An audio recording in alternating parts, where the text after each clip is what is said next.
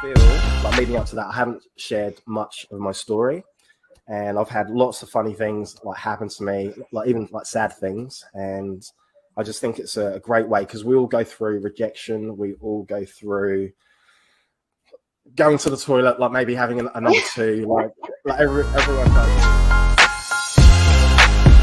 This is the number one place if you're looking to move forward faster in your career. So today I've got a special guest. Boom, boom, shake the room. This is the job. They're so happy. You know, this is the best thing since like sliced bread. You know, how was your first day? It was amazing. How was your first week? It was brilliant. How was your first month? Yeah, it's good. It's good. All right. How about the second month? Yeah, it's not bad. It's not bad. The third month? Oh, yeah, I'm not sure if this is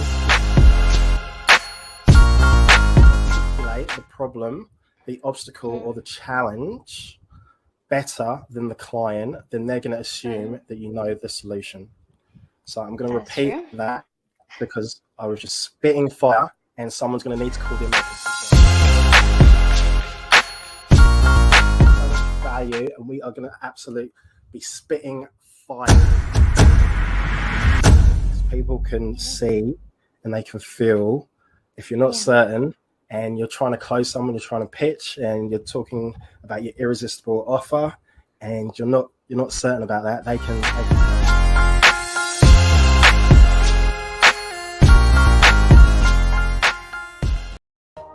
Hey, super legends, superheroes, and superstars. My name's Dre, and welcome to another episode of the Hot Hire podcast. I am pumped. We are so close to Christmas, and my next guest is a legend. I've been trying to get him on for a little while, and before I get into that, there's about a 20-second delay, so let me know where you guys are tuning in from around the world. We are live on Facebook, live on YouTube, and live on LinkedIn.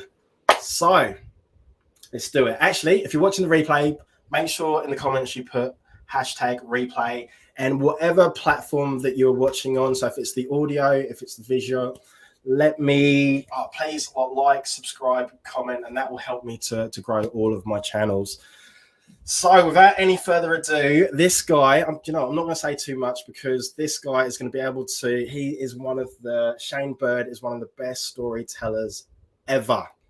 And I mean ever. So there was a time where he came into a mastermind and he was a guest. He was running the mastermind and he had everybody on the edge of their seat. So you'll know what I'm talking about in a second. So without any further ado, I want to give a big, massive, huge welcome to Shane Bird. How are you, buddy? Hey, brother. Wow, what an intro. Yeah, thanks, bro. I just want to say I am so excited. So you are just incredible. Can you tell us a little bit about your journey because you were in the army and then you were a bull rider? Because I remember that's the story that you told us, and that's when like all of us, there was about maybe 60, 70 people all on the edge of our seats, and you left us with an open loop. So you didn't actually finish the story until a bit later. And also your transition into coaching as a mindset coach for farmers, which I just can't really get my head around. So I think, do they need mindset coach? How does that, and how that, because that's just that. Yeah. All right. So yeah. Tell us. Oh man, so born and raised on a farm as a kid. Most definitely just lived the farming life, pretty quiet life. Went to a little wee tiny school, only about 30 kids, way up in the middle of nowhere, in the middle of the North Island in New Zealand. And then, like you say, I went off to high school, went to boarding school, and then after school, during school was like, what am I going to do? What am I going to do with my life? And because I had no real sense of direction or no real aspirations or anything through any stage of my life, up until very recently. And so I'm at school going, well, what am I going to do? Why not join the army? The army was an option, just seemed like something to do. So I went and joined the army straight out of school in New Zealand, in the New Zealand Army. Had to wait 6 months so that I was old enough. So I was 17 and a half to get in. And then I was just coasting, mate. I was just coasting through life. But I spent 6.5 years there, managed to get a carpentry trade, which was super, super valuable. I've used it a lot since. But then got to a point where I was like, actually, I just want to go back farming. When I go back to the farm, was married. My wife at the time was from a farm as well. And we were like, well, actually, we want to bring our kids up on the farm. We'd had one child by the time I'd left the army, and we were pregnant with the second one. So decided to go back to mum and dad's farm and was farming there, just working on their farm and also helping on a few other places around the district and stuff, just doing some casual work, casual mustering and stuff. But still had no real sense of direction, no real drive or anything in life. So I was just ghosting through life, really, just cruising, going along, just getting by. No goals, didn't set a goal until just over 2 years ago. Never set a goal before. And got to a stage where I was introduced to personal development, the Tony Robbins type stuff. And that really showed me what else was possible here, right? Everyone knows the godfather of personal development. So that showed me what was possible. And it really opened up my eyes as to what else could really happen in life rather than just coasting and stuff. So that was about 2015, and just been on that journey ever since then.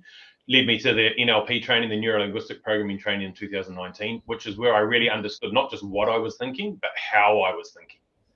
And then by understanding how I think, I now have the tools that I can understand how other people think, because what you think isn't the problem. How you think is created that. It's the pattern, right? But then it's even one level deeper. What's the primary root cause that caused you to think that way, that made you think that way? And once you understand what that primary root cause is, you can work on changing the meaning you gave to that very first event that made you think that way. And then that way subsequently will change the way you think in the future. So now how you think is completely different. So then you get a completely different outlook on life, perspective on life. And you move forward with a positive attitude, a positive mindset, so that you can have success in your life moving forward. All right, so I want to take a step back. There's just so much there that I want to explore. So I'm very similar to you, as in I feel for most of my life I have just coasted because I've never really known what I wanted to do. So for me, it was finish school, went to college because I didn't want to get a job. Finished college, went to uni because I definitely didn't want to work. Didn't really know what course I wanted to do. It was kind of business. I didn't get the right grades to get into business, so I done another course. And then when I finished uni, I got into real estate because I'd done a computer course and no one was going to employ me to do a computer course. I couldn't imagine sitting there. So I guess my question is, what was that trigger or that moment or that point in time that you were coasting along and you thought, what happened that, okay, I'm going to, take a look into personal development, or I'm going to do something else. I'm going to try something else and I'm not going to coast anymore. What was that thing? It kind of just evolved over time. You mentioned the bull riding thing. So I was actually a bullfighter for 19 years. And through that, I had a mate, a little bit crazy, a little bit different. Eh? Yes. So I had a mate who came, a guy we brought over from Australia actually to New Zealand. He came and ran a bull riding school, and he said he had done the Tony Robbins thing. So that was the very first introduction I had to this Tony Robbins idea and the personal development world. So it actually took me 11 years, from when I was first introduced to the concept to actually going to one of those seminars. That was 2004. First seminar I went to was 2015. However, because he mentioned that name, I became intrigued about what is this personal development stuff, because I never heard of it. We weren't taught that in the army or anything. And when he said that, I then found some CDs of Tony Robbins and downloaded them, pirated them, put them on my MP3. And I was just listening to these. There was 3 CDs. 3 programs. I was just listening to them over and over again while I was working on the farm, fencing, driving the tractor, mustering, and all that stuff. And it, again, I did that for probably 5 or 6 years before I finally went, actually, you know what, I'm going to go and find out more about this. I'm going to go to one of these seminars. So there wasn't a trigger as such. It just evolved over time. Then I went to the seminar. There was a big trigger in there that it really opened up my ability, my awareness of what was possible. Then I actually remember going to the 3rd UPW where I had a massive breakthrough and it was that whole acceptance of, I am okay. I am okay the way that I am. Because everything leading up to that, I thought something was wrong with me, right? So then there was this, during the, what he calls the Dickens process, there was just a massive dump of, holy shit, everything I am right now is okay. And then that just led me even further into I'm going to explore more and more about this. So, like I say, went down a whole rabbit hole of a whole different lot of personal development stuff, which led to the NLP, which then gave me even more awareness of everything I've done and everything that's happened in the past is producing the results that I'm getting right now. And now I know how to change the way that I think. Now I can really accelerate that. And it was for I never wanted to be a coach. Like I never wanted to be a life coach or anything, but I fell into it because I was telling people about what I'd learned on the NLP training and how I can change myself, and started changing myself. That people are like, oh, cool. Can you help me with this? Can you help me with that? And then they're like, can I pay you? And I was like, yeah, sure. Sweet. So I started, here's my account, cash your card. And, it just evolved into like part-time coaching. I started because I was doing, part-time, like my work on the farm was all casual. So I had my own schedule. Then I started dropping some of the shitty jobs that I didn't really want to do around the farm life, and started taking on coaching to fill that void. And then, like I say, it just evolved over the last 6 months of 2019, and then went full-time in 2020. So the answer to your question, when was the trigger? Lots of little ones. The big ones would be that third UPW, where I was like, holy shit, actually everything I am is okay. And then the end of the master practitioner training for the NLP, where we do the mindset intervention, which is like my signature program now that I put clients through, where it's a complete mindset reset. And it's just like, okay, now I know, now I can do so much more with my life. Okay. All right. So I've got a question. You said that you got your breakthrough on the third UPW. So when you went to the first one, the second one, was it great experience, but nothing really happened? Is that what and the third one, business process? Yeah. It's funny how it works. Like you get the messages you need in life when you're ready.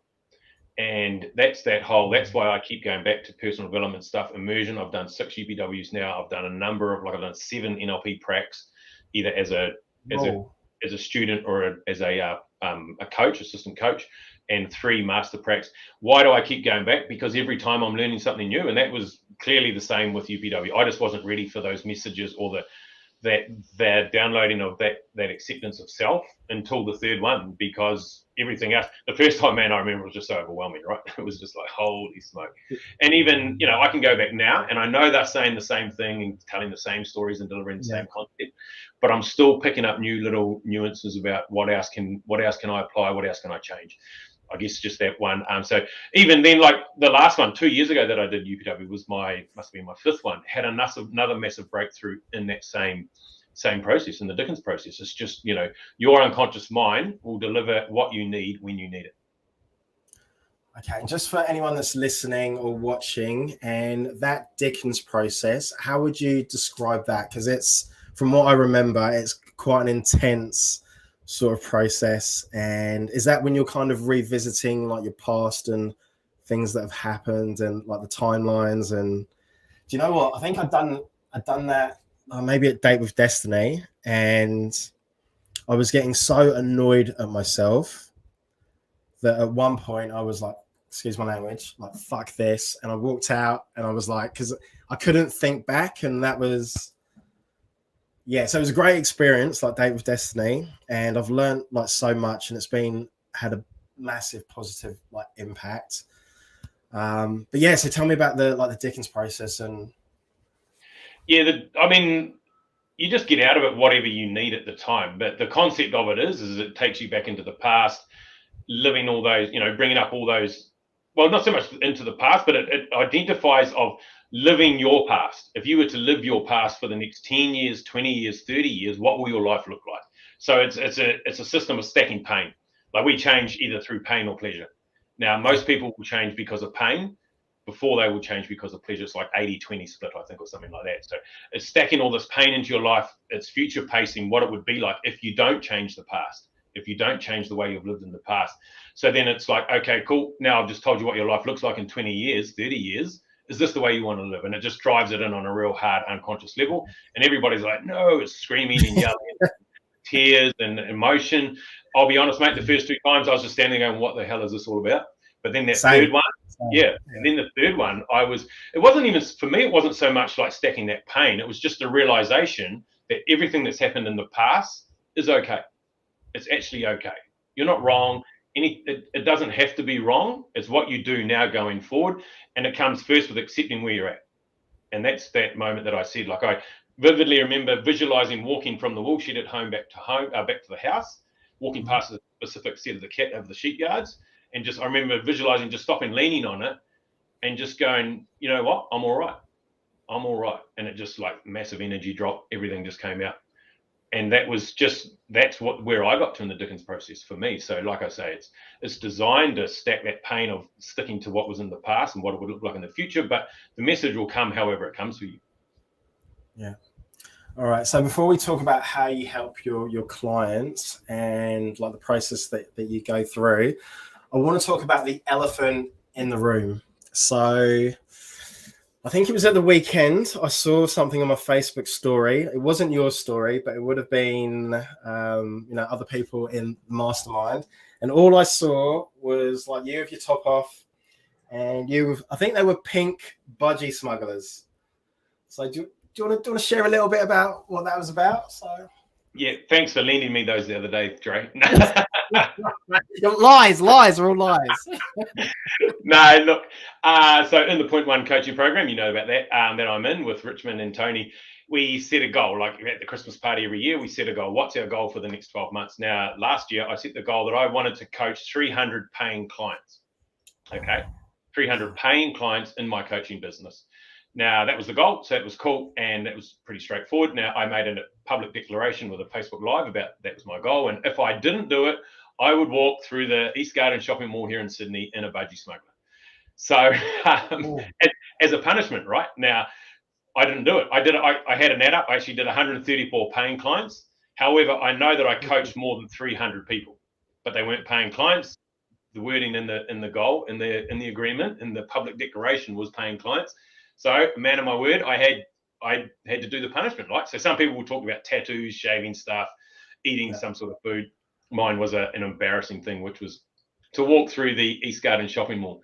So I actually did that. I did it a few days before the Christmas party. So there's another video on my Facebook page of me walking through the East Garden shopping mall in my budgie smuggler. But then we got to the Christmas party, and Rich and that hadn't actually realised that I'd already done it, and they'd set it up, and they said, well, you might as well do this again for all of us. So sure enough, I thought, why not? A bit of a laugh. So he had the pink budgie smuggler, so I threw it on and went and did a bit of a dance party there in the middle of the conference room that we were in with all the other P1s. So did you not get arrested walking through the shopping mall like in budgie smugglers? Like, you know what? I was very aware of the security.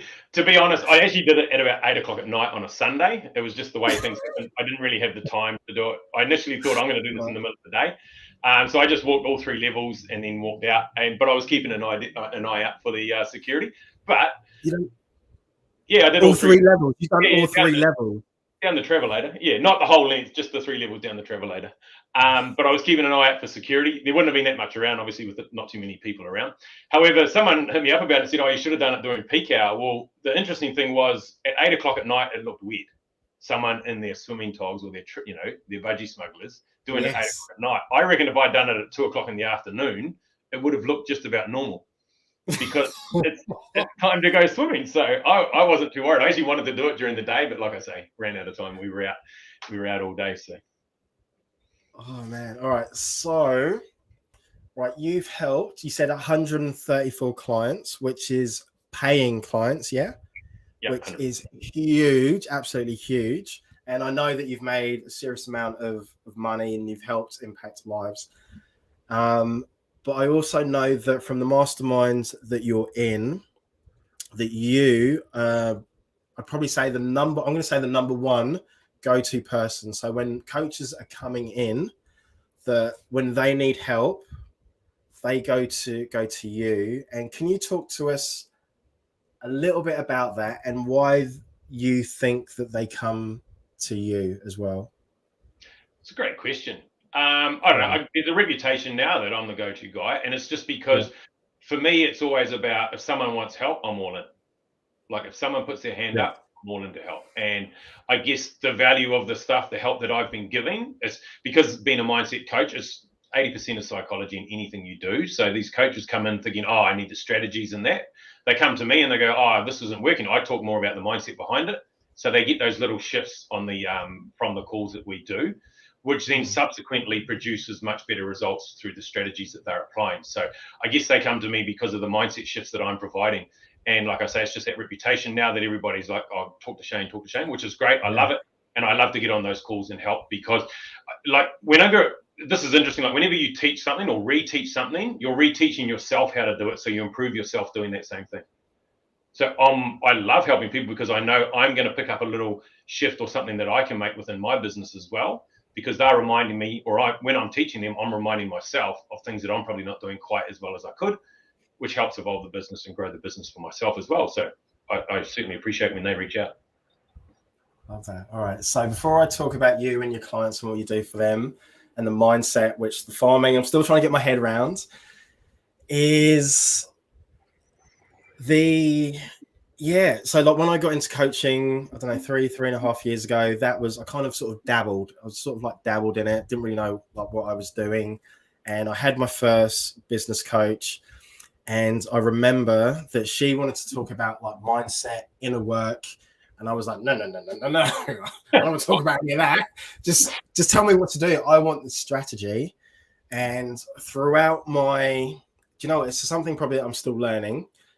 And throughout like my coaching consultant career, is that it's all about, I've heard it so many times, like it's like 20% strategy, 80%, inner work, mindset coaching. For people that are struggling with that, what advice would you give them to overcome that or to work through that? Well, the first thing is, if you've got all the strategies and all the systems in place and it's still not working, you have to try something else. So people struggling with the idea of going, oh, it's not mindset, I'm good, I'm confident, I'm strong and all that. Well, that's great, but really dig deep on that. And is there some sort of underlying limiting belief of I'm not good enough, or if I fail, then I'll look bad, or if I succeed, then I'll lose friends? Like fear of success is a big one as well. And it comes down to having that, like there's confidence, but there's real internal confidence. Some people have that confidence, which is like chest out, oh, I'm the best at this, but that's like arrogance. So when we were in the rodeo, I actually remember this guy at rodeos once. He was just giving this little chat to some young high school students that were in rodeo too, and he goes, there's confidence and arrogance. Arrogance is showing up thinking you can win. Confidence is doing all the work at home, showing up knowing you can win. Oh, it's a big thing, right? Like if you're not doing the work in the background and just showing up, then that's arrogance, and you're not going to get the same kind of result as the guy who is, or the woman is constantly working and growing and understanding everything on a deepest level at home. So when it's game time, then they deliver the best possible thing that they can for their clients. So when it comes down to strategy versus mindset, like your strategy, every action you take is backed up by your beliefs. And if you don't have your beliefs absolutely pure and strong, then you're going to self-sabotage. There's no doubt about it. You're going to hold back, you're going to limit yourself. And doing that doesn't matter how good the strategy is, if you don't maximize the strategy, you're going to get only average results. If you're only operating at 50%, you're only going to get 50% of what your potential is. And it all comes back to that self-belief. It always comes back to self-belief of how much do you believe, not just in the process, but how much do you believe in yourself to produce the product or produce the process or do what's required. Somebody call MC Hammer, because you just nailed it. Boom. Love that. All right. So can you help me understand? So I can't. So farmers. So you've gone into the niche of like farmers. Me personally, I'll be thinking, farmers, they don't need like mindset coaching because they just, but I can understand because you've got the different seasons and when things don't go right. But can you, talk to us a little bit more about that and how you got into your niche and why, that was something that you chose? It really came through just by leading by example, setting the example, showing what's possible. Because you're right, most farmers traditionally wouldn't talk about mental health or problems like that because of the stigma that's surrounded with that, especially in the farming industry. Like, guys don't cry, got to be tough to be a farmer, head down, ass up. If you're not getting dirty every day, then you're not working hard and all that shit, which is a total crock of shit, because you can do all the hard physical work, all the strategy, but if your mind is still behind, if your mind is still lacking, if you're still pissed off and frustrated while you're doing it, then you're not going to maximize your output. So then, I guess I was fortunate enough that I had gone to enough personal development and then was able to put stuff on the Facebook and stuff about what is possible and what I had done, that I was able to lead by example, show what's possible. And other people are people who are like themselves or like the way they want to be. So I was showing what's possible. People wanted to be more like that. So now they're like, can you help me? And I'm like, cool, I'm all in. All right. So tell me, so I know that you've gone viral like with like your videos. Like, can you talk to us a little bit about that, like how you've gone viral? So I know that like some of the videos that I've seen, for me personally, it was you just showing up as yourself, just speaking your truth. Yeah, 100%. There's two things: is you've got to be yourself, you've got to be authentic to who you really are. But the other thing, the concept behind making a video is what's the emotional shift you want to create for them. Because everything we do is based on how we're feeling. If we're having a down day or a shit day or we get some bad news, we're less likely to take action. We feel a bit low, energy's low. Like we've all been there, right? But if you've just had the best day ever or the best weekend ever, you start the week strong, you're in a high vibrational emotional state, right? So whenever I'm creating a video, it's like, what's the emotional state that I want to evoke in them so that they can have hope? I'm always looking to give people hope that the way it is now isn't necessarily the way it needs to be. So I'm always just going in there, right? How can I give them hope through my example? One being myself, but also dropping information or dropping some really valuable bits of information so that they can go, or ideas or concepts, so they can go, there's hope if I change this, if I think differently, if I do take this different action, then there's hope that I can improve my life. Okay, so do you only work with farmers, or like say if there was, Joe Blogs down the street and was like, like I love Shane, I want to work with Shane, I want to know more about him. Would you work with say like Joe Blogs? Yeah, 100%. So I'd say 85% of my clients are either farmers or live on a farm and have a job in the rural sector or something like that, or maybe just brought up on a farm. I do have a handful of other clients that are completely like left field. So for example, I've one guy in Brisbane at the moment, he's an investment banker. I've got a professional rugby player up in Japan. I've had gym owners, electricians, a construction guy in Christchurch at the moment. So definitely, I get a number of others. And if I think I can help them, if I know I can help them, then I'll take them on. It doesn't have to be. It's just that most people resonate with me because I've got the farming background, the farming stories, I understand what they've been through. But at the end of the day, the mind is the mind, and the way we produce patterns, when you break it all down or produce thoughts, is the same. It's just I'm able to language it more relatable to a farmer as such. But like I say, we've got bankers and rugby players and construction workers that are all had massive shifts in their life due to just doing the same process that all the farmers are doing with me as well. I love that. All right, so if people want to get hold of you, what is the best way? And do you have any like programs or challenges coming up, like even now or in the new year? Yep. So the best way is just look me up on Facebook. So I know you've got my profile in the post and stuff, but just look up Shane Bird. I do have my group, A Farmer's Mind Shift, so you can just request and join that, answer a few questions. And then, I've got a 5-day training coming up, free 5-day training, which will be it is the middle of January, starting the 17th at this stage. So, and that's where I work through 4 different areas, right? So everybody comes to me with a cluttered mind. And in that 5-day training, I give them clarity of mind. Like I clear it out. I clear out the clutter and go, right, let's get some clarity around that so you know where you're at. And then the next step from that would be to have I teach how to have a confident mindset and then a consistently strong mindset. So they're the different steps, but it all starts with clearing out the clutter. And that's that 5-day training that I run in January, which is, just going to be online on Zoom, as you know how we all run them. So it's pretty straightforward. Yeah. Brilliant. All right. Very last, actually, I'm going to give you 2 questions. So Christmas, what are you up to for Christmas and New Year? Wow. Good question. We're actually going to go away. we are going to go away. We found an Airbnb about 3 hours from here. So it's on a little wee mini farm out by Bathurst. So we've got a couple of nights booked out there. And other than that, I haven't really got too much planned between Christmas and New Year. One group call and one coaching session. So just going to take it easy, do a bit more reflecting and a little bit of planning for next year. That's us for Christmas and New Year. It'll be very quiet, probably quiet New Year. We don't, I don't party too much anymore. Did enough of that. Yeah. All right, and very last question. So I love dad jokes. So do you have either like a dad joke, a motivational quote, or some advice that you'd like to leave the audience with, like anything at all? I'll give you both. I'll give you the dad joke and the motivation. I'll give you the dad joke first, so then I can leave on a high, right? This isn't actually a dad joke. This came from my son. He goes, I went to the zoo the other day, and there was only one animal there. It was a dog. It was a Shih Tzu. That is one of my favorites. I love that one. Terrible. Yeah. And then the motivational quote. Well, my one-liner is the only limits you have in your life are the limits you choose to hold on to yourself. And the key word there is choose.